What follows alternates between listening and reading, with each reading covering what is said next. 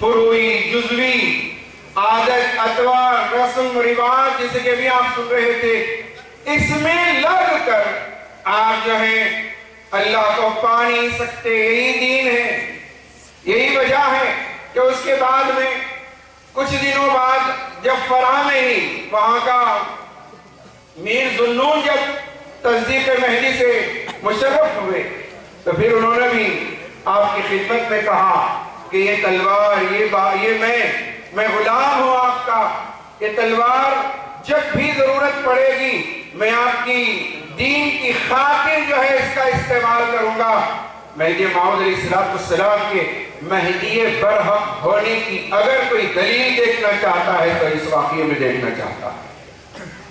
حضرات، آج دنیا میں سیاسی طاقت کو، لیڈروں کو، امیروں کبیروں کو اپنے مشن کے لیے استعمال کیا جاتا ہے اور کیا جا رہا تھا، جس کے ساتھ جتنے بڑے لوگ امیر کبیر شامل ہوتے اور یہ تو وقت کا بادشاہ شامل ہو رہا ہے.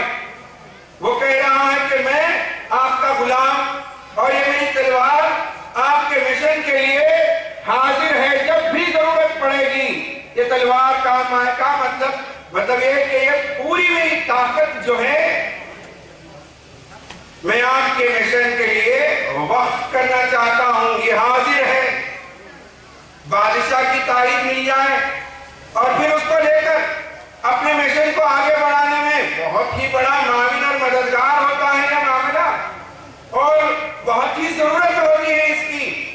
یہ اگر سید محمد جیون پوری مہدی موعود برحق نہ ہوتے آج کی ضرورتوں پر یا دنیا اور دنیا کے اسباب پر نظر ہوتی تو مہدی موعود علیہ السلام اس موقع سے فائدہ اٹھاتے اور وقت کا بادشاہ جو کہہ رہا ہے کہ میں اور میری پوری طاقت آپ کے مشن کے لیے وقف ہے تو مہدی موعود علیہ السلام اس کا استعمال کرتے.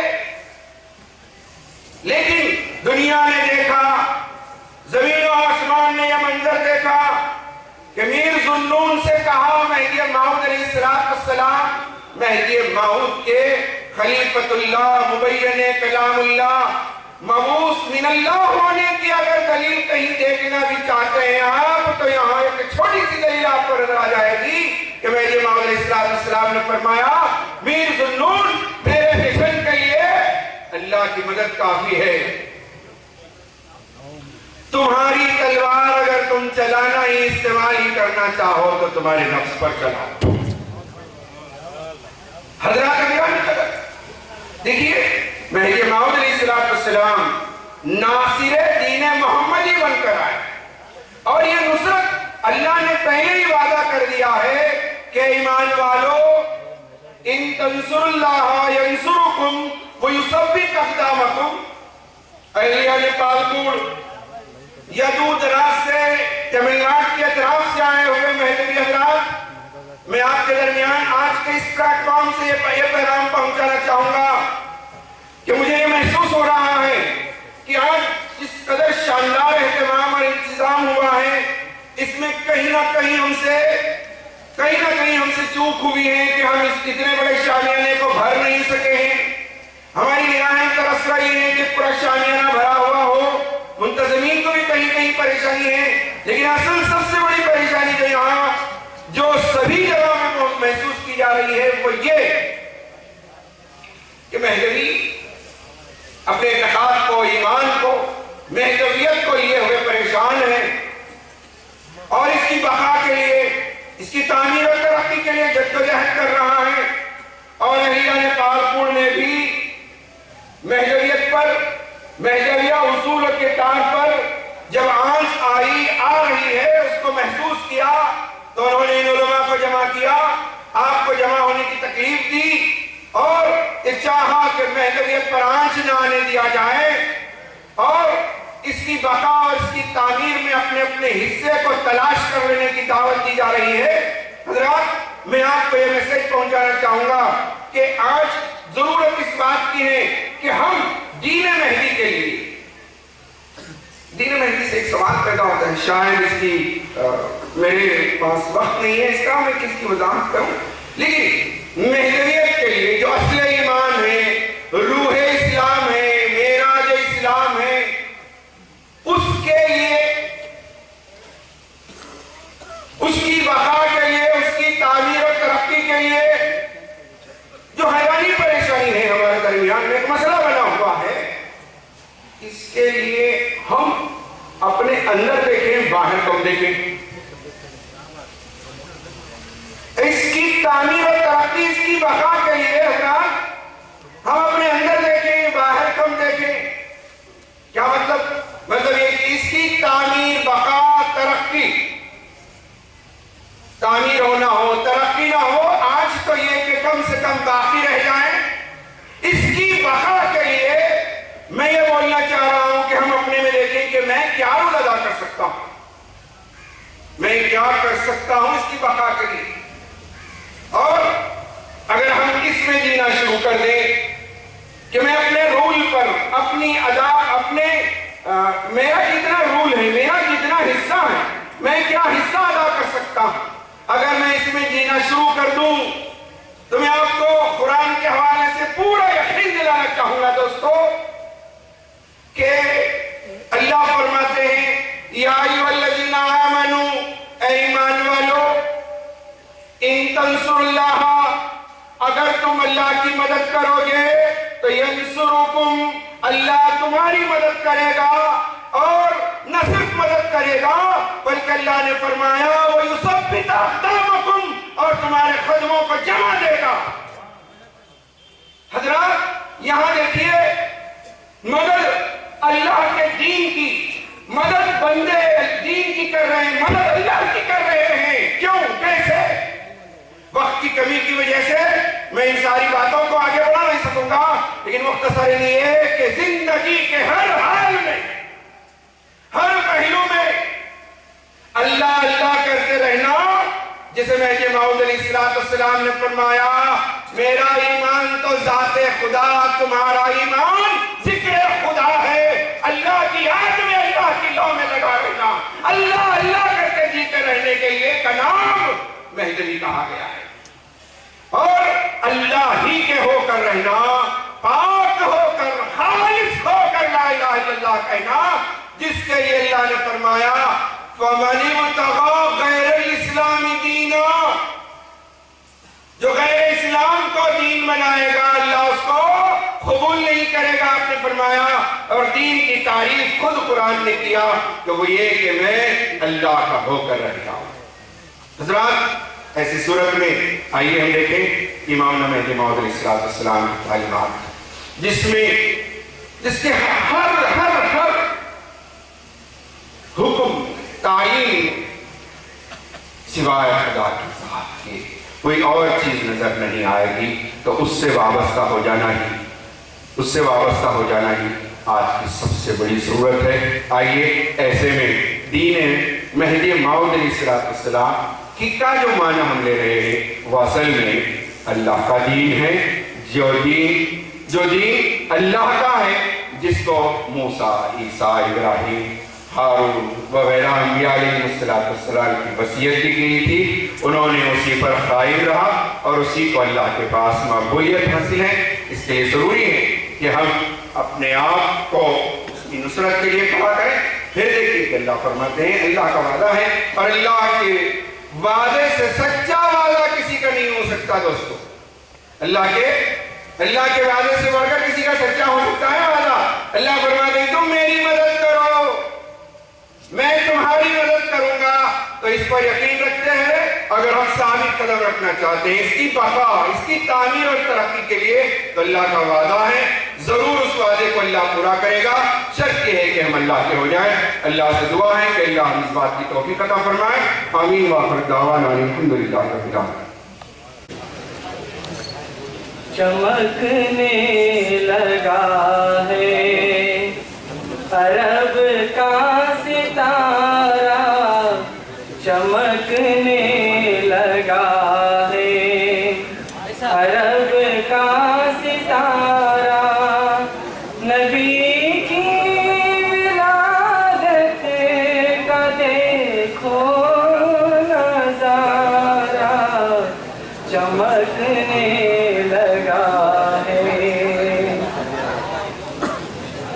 وہ آئے ہدایت کا فیضان لے کر وہ آئے شفاعت کا سامان لے کر خدا سے وہ آئے قرآن لے کر خدا سے وہ آئے قرآن لے کر مقدر بدلنے کا ہے یہ اشارہ چمکنے لگا ہے محمد کا عنایت خدا کی ابراہیم نے جن کے حق میں دعا کی یہ ہے شان معصوم ایک بے خطا کی یہ ہے شان معصوم ایک بے خطا کی نہیں نام لے کر خدا نے پکارا چمکنے لگا ہے گرے سارے اصنام توحید آئی مناؤ خوشی مومنوں عید آئی مناؤ خوشی مومنوں عید آئی کہ پیدا ہوا آمنہ کا دلارا چمکنے لگا ہے فضا کا گیا دور آئی بہاریں ہر سمت بس رحمتوں کی فواریں یہ ہے وقت اب ہم خدا کو پکاریں ملی ڈوبتی کشتیوں کو کنارا چمکنے لگا ہے بہکتی نگاہوں کو طیبہ ٹھکانا محمد کے در پہ ہے نجمی دیوانہ ملا نور ایمان کا اب خزانہ یہ ہے دین و دنیا میں اپنا سہارا چمکنے لگا ہے عرب کا ستارہ نبی کی ولادت کا دیکھو نظارہ چمکنے لگا ہے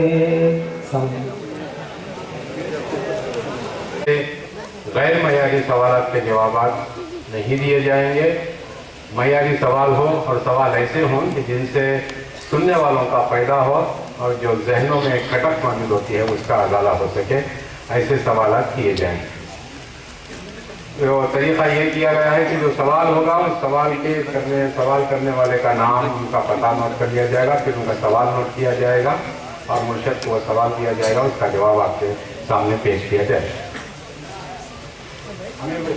ماہر علیہ السلام 13 آدمیوں کی جماعت کے ساتھ مل کر لیلۃ القدر کی نماز جو پڑھے ہیں وہ شکریہ کی نیت سے پڑھے کیا؟ سوال کرنے والے کا نام E B claim sun of حاجی ابراہیم پالک کوٹ. ایک مخصوص ذہنیت کو سامنے رکھ کر سوال کیا گیا ہے۔ روایت جو آئی ہے وہ یہ ہے کہ امامنا مہدی موعود علیہ السلام نے اللہ تعالیٰ کے حکم سے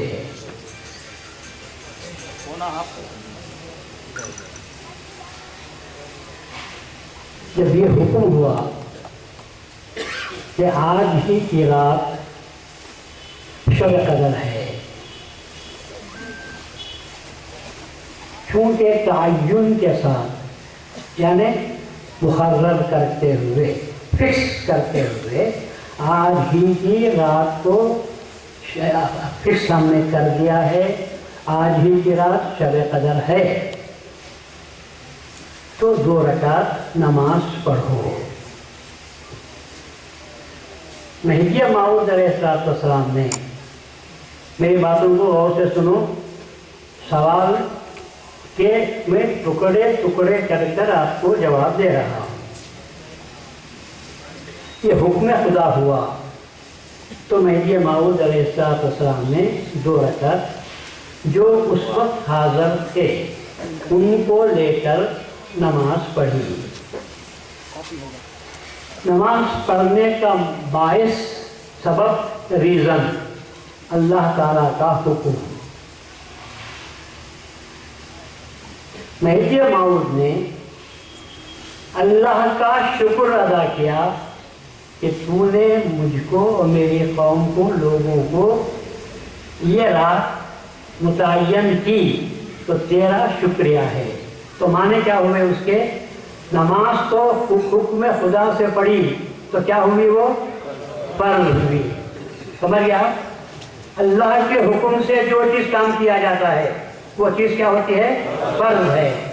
یہ مہدی موعود علیہ السلام کے اخلاق کہ آپ نے فرمایا باری تعالیٰ تیرا شکر کیسے ادا کروں کہ تو نے آج کی رات ہی شب قدر ہے مجھے معلوم کی۔ تو یہ مہدی موعود نے اللہ تعالیٰ کا شکر ادا کیا۔ پر شکر ادا کیا کس کام کا؟ اللہ نے کہا آج کی رات ہے تو 2 رکعت نماز پڑھ، تو وہ فرض نماز اللہ کا حکم ہے۔ اور یہ مہدی موعود کے اخلاق ہے کہ آپ نے بطور شکریہ کے نماز ادا کرے ہیں۔ تو ہم کو جو نماز پڑھنی چاہیے کس نیت سے پڑھنی چاہیے؟ فرض کی نیت سے پڑھنی چاہیے، شکریہ کی نیت سے نہیں پڑھنا چاہیے۔ اللہ تبارک و تعالیٰ کا احسان ہوا، لوگ ڈھونڈ رہے تھے ساری دنیا اس وقت تک جب تک کہ مہدی موعود علیہ السلام نے نماز نہیں پڑھی، اس وقت تک لوگ ڈھونڈ رہے تھے اور اپنے اپنے طور پر اجتہاد کرتے ہوئے، اپنے اپنے طور پر سوچتے ہوئے، اپنے اپنے طور پر دلائل کو جمع کرتے ہوئے انہوں نے ایک تاریخ مقرر کر لی تھی۔ شیعہ لوگوں کے پاس 21 تاریخ ہے، دوسرے علماء کے پاس، امام شافعی کے پاس 25 ہے، دوسرے علماء کے پاس 23 ہے، اور بعض لوگ بلکہ اکثریت کے پاس 27 ہے۔ تو چونکہ رسول اللہ صلی اللہ علیہ وسلم نے ان چاروں دنوں میں 21، 23، 25، 27 یہ 4 راتوں میں بھی نماز پڑھی تھی، اس وجہ سے لوگوں میں گمان پیدا ہوا، لوگ سوچنے لگے تھے، ہر ایک نے پکڑ لیا۔ لیکن اسی زمانے میں صحابہ کی اکثریت اس بات کو اچھی طرح جانتی تھی کہ رسول اللہ صلی اللہ علیہ وسلم کا جو رجحان تھا وہ 27 کی طرف تھا۔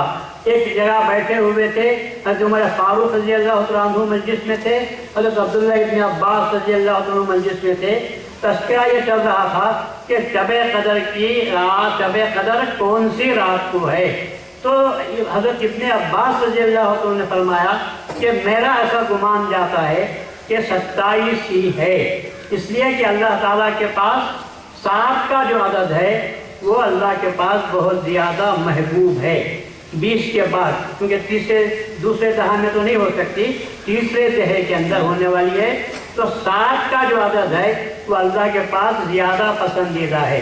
مثال کے طور پر انسان جو سجدہ کرتا ہے 7 اعضاء پر کرتا ہے، 2 پاؤں ہوتے ہیں، 2 انسان کے گھٹنے بھی ہوتے ہیں اور 2 ہاتھ بھی ہوتے ہیں اور یہ سر ہوتا ہے، چہرہ ہوتا ہے، تو اس طرح 7 اعضاء ہوتے ہیں۔